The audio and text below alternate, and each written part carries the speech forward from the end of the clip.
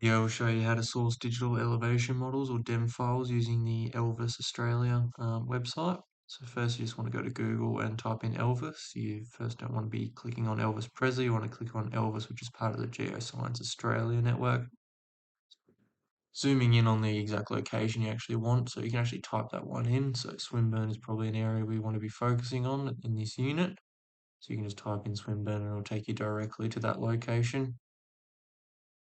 You can zoom into the extent of the area that you're specifically looking at in Elvis, and then you just go to order data, and you can choose from manual or the base or the load file, and you can actually just draw that like a box around the actual area that you're looking at.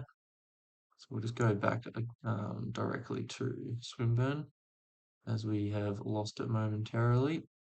Just search it back up, go back to Swinburne.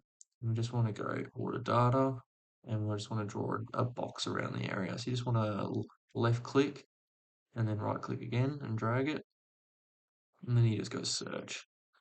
And it'll come up with a bunch of different files of elevation data that you can get. Government's probably the best one that you can do for a local region in Victoria because it's going to be the highest resolution. And you just want to order that data set. So we're all students, so it's best to put that in as a student for urban design. That's what we're looking at. And then just put in the email that you want it to go to from Elvis. So just put in my personal email here, verify you're not a robot, and then order that data set. So you can just type in your Gmail now, whatever email it is, and just check if it's come through. So sometimes it doesn't initially come through for some data sets. So we're just going to go and use one that we've already got prepared, which is this data set that was used for Cape Otway for a studio project. So we can just extract that file into the specific folder that we want to be using it in. It should be coming as a Vic government for this file, and just click through all the folders and until you get to a TIFF file, and just open that one up into Photoshop. Alright, so now we've got it in a Photoshop, we can look at starting to edit it now. So as you can see, it's just plain black and white. So to make that even better quality, we can actually make it as a grayscale. So just go to mode here from image. You can just change it in this feature.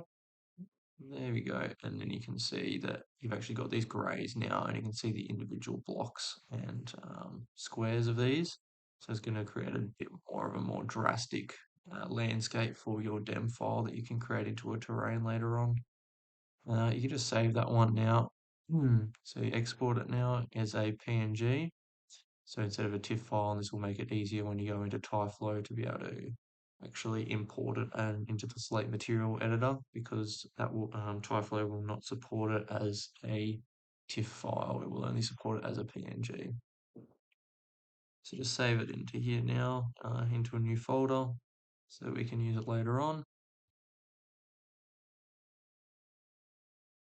And save it as a name that you're going to be able to remember very easily, and it definitely needs to be a PNG. So to make sure that that's all saved as the right settings.